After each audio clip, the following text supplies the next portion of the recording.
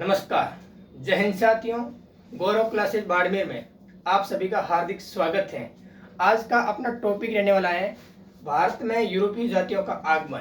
इसका पार्ट 1 पहले हो चुका है, पार्ट 2 आज होगा। इसमें सबसे पहले जो पढ़ा उसके बारे में एक थोड़ा बहुत रिवीजन कर लेते हैं, इसके बाद में आगे की बात करेंगे। सबसे पहले बात करते हैं भारत में यूरोपीय जातियों का आगमन में। भारत में यूरोपीय जातीय आगमन में शब्देशो इंठोणु में भारत में आने वाली सबसे पहले यूरोपीय जाति वो थी पुर्तगाल। कौन सी थी? पुर्तगाल। उसके बाद में थी 31 दिसंबर 1600 को अंग्रेज आए थे। अंग्रेजों ने अपनी सर्वप्रथम व्यापारिक कोठी सूरत में स्थापित की।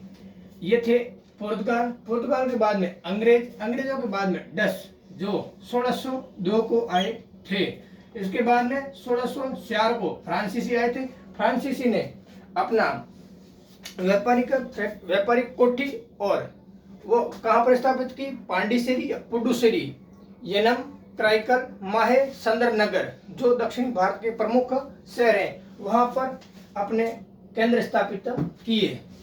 इसके बाद में कुछ एक घटनाएं घटित होती हैं। उस घटना का नाम है प्लासी का युद्ध। प्लासी का युद्ध कब होता है? 1757 में। प्लासी का युद्ध 1757 में होता है। इसमें बंगाल के नवाब सिराजुद्दौला और अंग्रेज सेनापति वो था रॉबर्ट क्लाइव। इसके बाद में युद्ध होता है, उसका नाम है 1764 में बक्सर का युद्ध। बक्सर बिहार में स्थित है। बक्सर का युद्ध बक्सर बिहार में स्थित है। और यह युद्ध बंगाल के नवाब सिराजुद्दौला, अवध के नवाब उसका नाम है शुजाउद्दौला और मुगल बादशाह बहादुर शाह जफर और मीर कासिम थे।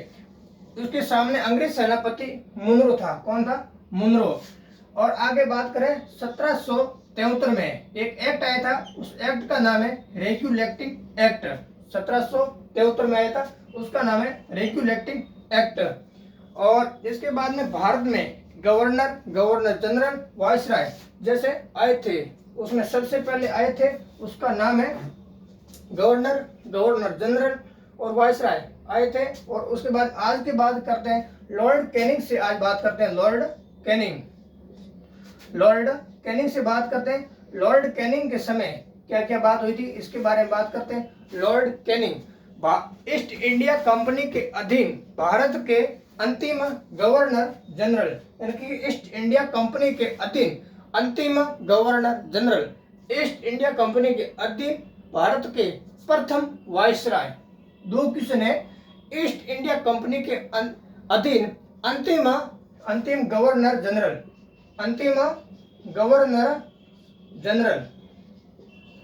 और ईस्ट इंडिया कंपनी के अधीन भारत के प्रथम वायसराय। ये 2 क्वेश्चन यहाँ से बनते हैं। और लॉर्ड कैनिंग के समय 1857 की क्रांति हुई थी। और लॉर्ड कैनिंग के समय एक एक्ट आया था। उस एक्ट का नाम है हिंदू विधवा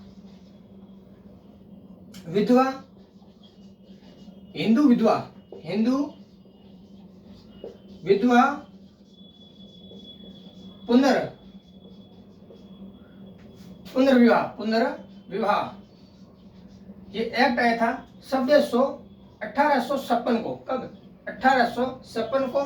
ये लॉर्ड कैनिंग के समय आया था। और लॉर्ड कैनिंग की सहायता या सहयोग किसने किया था?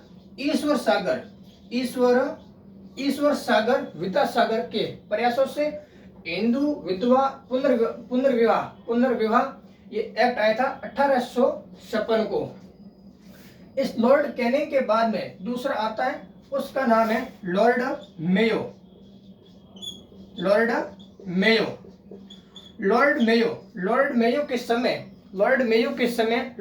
के कार्यकाल में एक मेयो कॉलेज की स्थापना होती है। वो कहाँ पर? मेयो कॉलेज की स्थापना होती है अजमेर राजस्थान में। और लॉर्ड मेयो के समय भारत की प्रथम जनगणना होती है, भारत की प्रथम जनगणना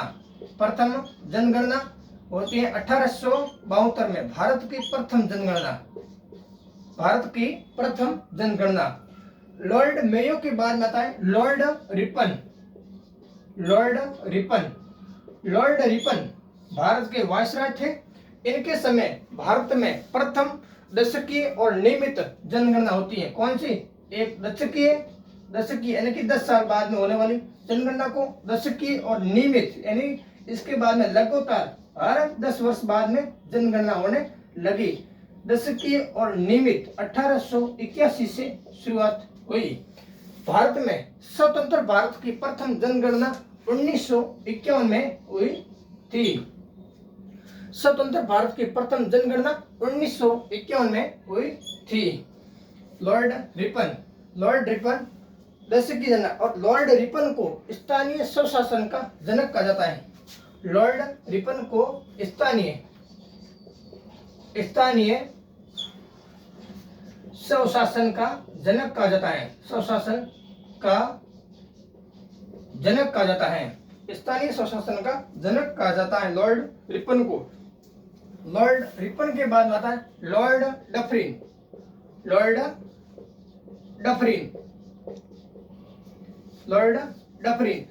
डफरिन कांग्रेस की स्थापना के समय लॉर्ड डफरिन था। कांग्रेस की स्थापना कब हुई थी? 28 दिसंबर 1885 को कांग्रेस की स्थापना हुई थी। और इसके समय जो लॉर्ड डफरिन था। लॉर्ड डफरिन के बाद में आता है लॉर्ड कर्जन। बंगाल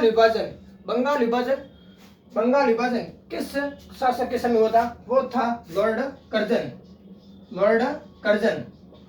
कर्जन के समय बंगाल का विभाजन हुआ था 1905। लॉर्ड कर्जन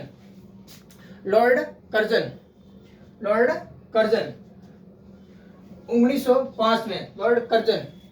और इसके बाद में था लॉर्ड इरविन में गांधी इरविन समझौता हुआ था लॉर्ड इरविन के समय। और इनके समय एक और एक्ट आया था, उस एक्ट का नाम है बाल विवाह। कौन सा विवाह? यानी कि लॉर्ड इरविन की बात करें, लॉर्ड इरविन के समय एक एक्ट आया था, उस एक्ट का नाम है बाल विवाह प्रतिबंध।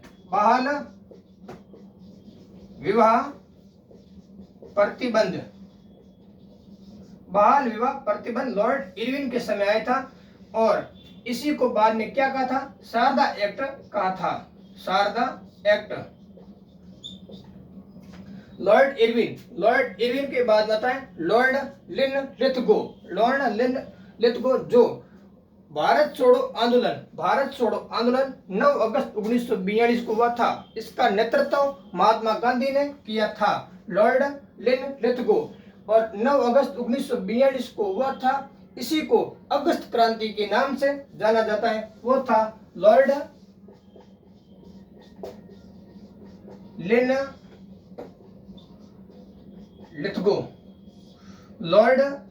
लिथगो। इसके बाद आता लॉर्ड माउंटबेटन।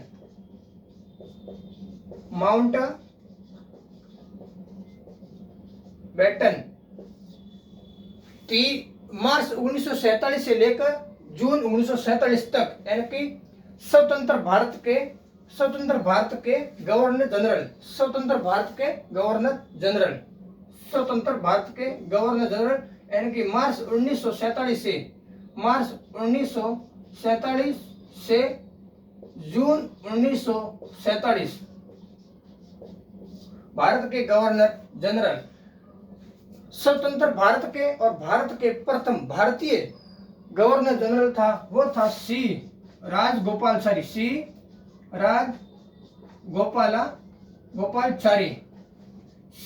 राजगोपालचारी। ये था स्वतंत्र भारत का प्रथम भारतीय, जो सी राजगोपालचारी। ये था लॉर्ड कर्जन। ये भारत में यूरोपीय जातियों का आगमन के बारे में था। अब बात अब बात करते हैं 1857 की क्रांति।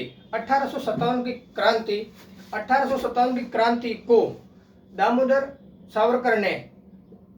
वीरकर सावरकर ने भारत का प्रथम स्वतंत्रता संग्राम कहा। भारत का प्रथम स्वतंत्रता संग्राम किसने कहा? दामोदर वीरकर सावरकर ने कहा। ठीक है, अब बात करते हैं 1857 की क्रांति की बात करते हैं। 1857 की क्रांति होने का कारण क्या था? यानी कि जो भी जिस समय हथियार यूज लेते थे उस हथियारों में जो भी गोली सराई जाती थी उस गोली के ऊपर गाय और सुअर की चर्बी लगी हुई थी और उस चर्बी को खोलने से मंगल पांडे ने मना कर दिया था। तो मंगल पांडे मना करने के कारण 29 मार्च 1857 को बैरकपुर छावनी पश्चिम बंगाल के सिपाही मंगल पांडे ने चर्बी युक्त कारतूस खोलने से मना कर दिया और इससे अंग्रेजों का अपमान हुआ। अंग्रेजों ने 8 अप्रैल 1857 को मंगल पांडे को फांसी की सजा दी। 1857 की क्रांति में शहीद होने वाला प्रथम भारतीय नागरिक वो था मंगल पांडे। कौन था? मंगल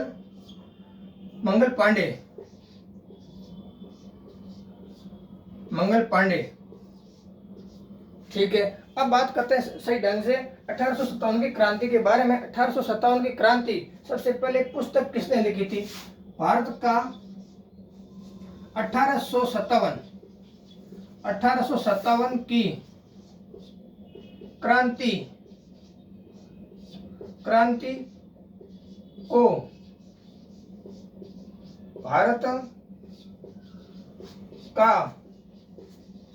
भारत का स्वतंत्रता संग्राम 1857 की क्रांति को भारत का स्वतंत्रता संग्राम या भारत का पहला स्वतंत्रता संग्राम किसने कहा? ये कहा दामोदर वीरकर सावरकर।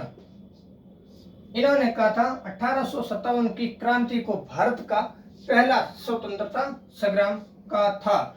1857 की क्रांति होने का कारण था कि उस समय जो भी हथियार यूज लेते थे उस हथियारों में क्या थी? जो भी हथियारों में यूज लेने के लिए जो भी गोली थी उस गोली के ऊपर गाय और सुअर की चर्बी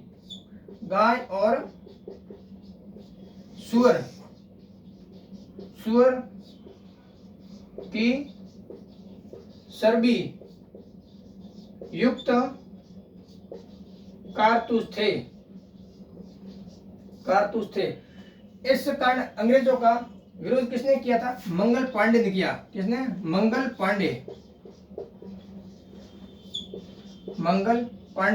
मंगल पांडे ने अंग्रेजों का विरोध या इस गाय और चर्बी युक्त कारतूस का विरोध कब किया था? वो किया था 29 मार्च 1857 को। 29 मार्च 1857 को किया था। इसी कारण ये किसने किया था? मंगल पांडे ने किया। मंगल पांडे एक सिपाही था। वो कहाँ का था? बैरकपुर छावनी पश्चिम बंगाल का एक सैनिक या सिपाही था। इन्होंने 29 मार्च 1857 को विरोध किया था और इसी कारण अंग्रेजों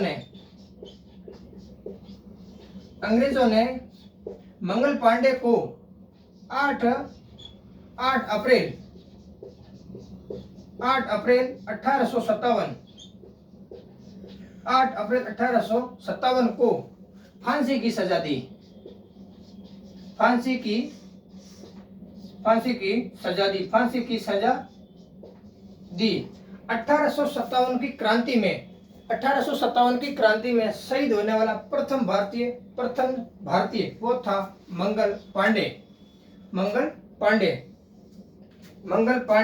अब बात करेंगे कौन कौन से शहर में किसने नेतृत्व किया था, यानी कि कहां पर क्रांति हुई थी और उस क्रांति का नेतृत्व, वहां के लोगों का नेतृत्व किसने किया था और वहां पर अंग्रेज अधिकारी कौन था जिन्होंने इस क्रांति को कुचलने का काम किया, दबाने का काम किया, वो कौन था? सबसे पहले बात करते हैं दिल्ली के लोगों का नेतृत्व किसने किया था? दिल्ली का नेतृत्व किसने किया था? वो था बहादुर शाह जफर। बहादुर शाह जफर, ये था मुगल बादशाह बहादुर शाह जफर। बहादुर शाह जफर या इसी के अंडर में था, वो था बख्त खां। बख्त खां एक सिपाही था, ठीक है।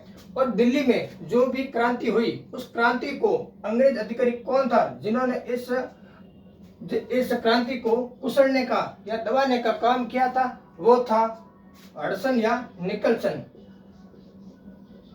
हडसन और निकलसन, इन दोनों सैनिक अंग्रेज अधिकारियों ने इस क्रांति को दबाने का काम किया, हडसन और निकलसन। दूसरी थी, वो थी कानपुर। कानपुर में विद्रोह हुआ था। इस विद्रोह का नेतृत्व किसने किया था? कानपुर में विद्रोह का नेतृत्व किसने किया था? वह किया था नाना साहेब। नाना साहब, इन्होंने नेतृत्व किया और वहां पर दबाने का काम किसने किया था? वो किया था कैंपबेल। और लखनऊ में क्रांति हुई थी, उसका नेतृत्व किसने किया था? उसका नेतृत्व किया था लखनऊ में क्रांति हुई थी, उसका नेतृत्व किसने किया था? लखनऊ में झांसी वहां पर क्रांति हुई थी, उस क्रांति का नेतृत्व किसने किया था? रानी लक्ष्मीबाई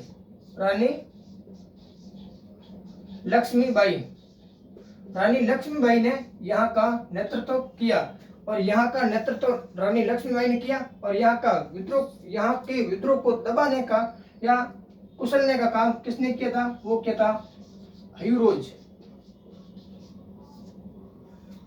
इसके बाद में ग्वालियर पड़ता है मध्य प्रदेश में। ग्वालियर में नेतृत्व किसने किया था? वो किया था एक तो रानी लक्ष्मीबाई, इसके साथ में कौन थे? तात्या टोपे। लक्ष्मीबाई और तात्या टोपे, ठीक है। और इसके बाद में बिहार में किसने किया था? कुंवर सिंह।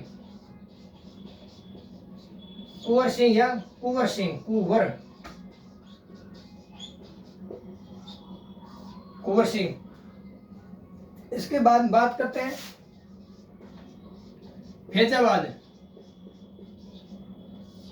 में नेतृत्व किसने किया था? वो था फैजाबाद में मौलवी अहमद उल्ला। और बरेली में किया था खान बहादुर गफार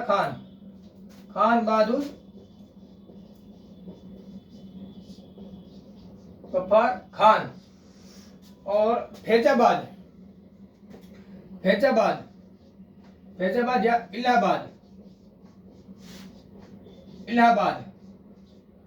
इलाहाबाद में क्रांति का नेतृत्व किसने किया था? वो था लियाकत अली।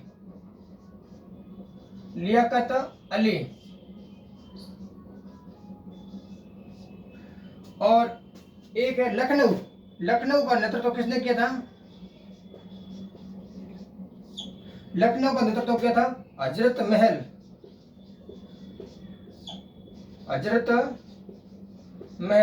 इन्होंने नेतृत्व किया था। यानी कि सबसे पहले बात करते हैं इलाहाबाद में क्रांति का नेतृत्व किसने किया था? लियाकत अली ने किया था। और बरेली में क्रांति का नेतृत्व किसने किया था? वो क्या? खान बहादुर गफार खान।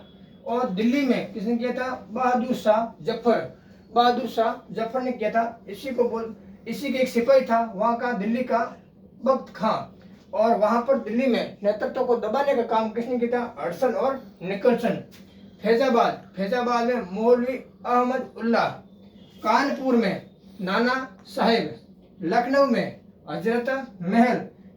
कानपुर में नाना साहेब, लखनऊ में हजरत महल। यहाँ पर आंदोलन को दबाने का या कुचलने का काम कैंपबेल ने किया। इन्होंने दोनों जगह पर किया था। और झांसी में कौन था? रानी लक्ष्मीबाई। और यहाँ पर विद्रोह को दबाने का काम हीरोज ने किया था। वो एक सैनिक अंग्रेज अधिकारी था। और ग्वालियर में रानी लक्ष्मीबाई और तात्या टोपे। बिहार में कुंवर सिंह ये थे 1857 की क्रांति के नेतृत्व करने वाले भारत के शासक और अंग्रेज अधिकारी। ठीक है। अब आज आपको ये वीडियो या क्लास पसंद आई हो तो लाइक करें, सब्सक्राइब करें, अधिक से अधिक शेयर करें। धन्यवाद।